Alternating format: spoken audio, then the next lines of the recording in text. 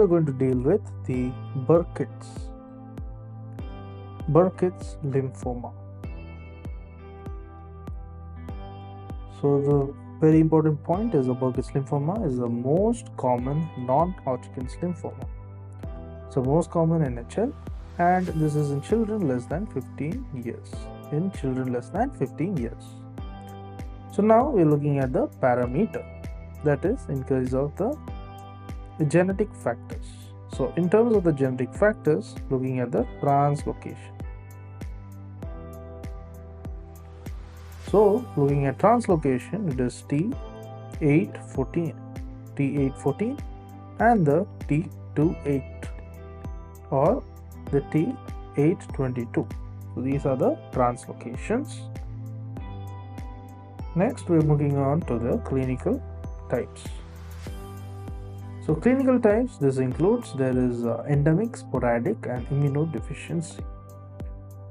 So in terms of the endemic, what are they? Endemic, it affects the children. And this is basically in terms of Africa, and it affects the jaw as well. It affects the jaw, then the maxilla. It affects the jaw, maxilla, and other thing to note is that it is EBV associated. Next, we are looking at the sporadic. So we are focusing on the next clinical type, that is sporadic. So the sporadic is present in adults. Sporadic is present in adults in the Western countries. Next comes the immunodeficiency. The ID for the immunodeficiency is associated with the HIV infection. Then we move on to some clinical features. So till now we saw the clinical types, now the clinical features. So in clinical features, there is the peripheral lymphadenopathy. Next, there is also the intra-abdominal mass, as well as there can be the rapid CNS metastasis. This peripheral lymphadenopathy as well as the intra-abdominal mass. Then we are looking at some histology. So under histology, we need to know that there is a starry sky appearance. The starry sky appearance is seen. So what about the Ki67? So in terms of the Ki67, it stains for 100% of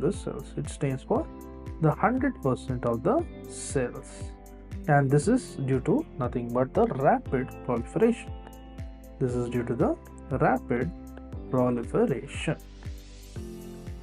Next, we are going to move on to the immunophenotype. So under the immunophenotype, we look at the B cell associated antigens.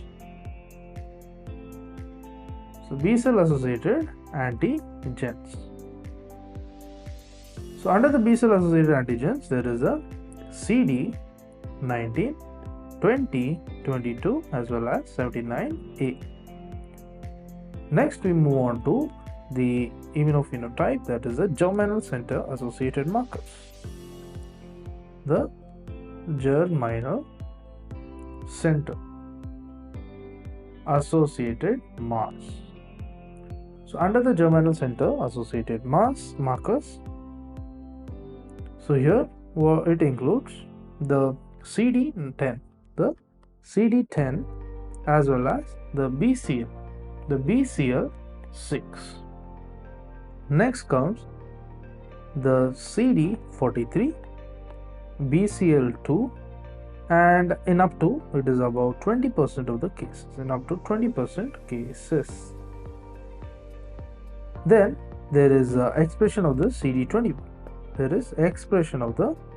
CD21. And the EBV as well as the C3D receptor. So it depends on the EBV status. of tumors. So that is in case of the, let's discuss. So in case of the endemic type, so there is the endemic type. This is EBV plus this is CD21. Then in case of the non-endemic type, so there is non-endemic type. So this is EBV. This is lax CD21. Lax CD21. Then we are looking at the treatment part. So in case of the treatment part, it is started immediately. It is started immediately, and this is after the diagnosis. It is started immediately after the diagnosis. Next, the treatment, there is intensive chemotherapy. There is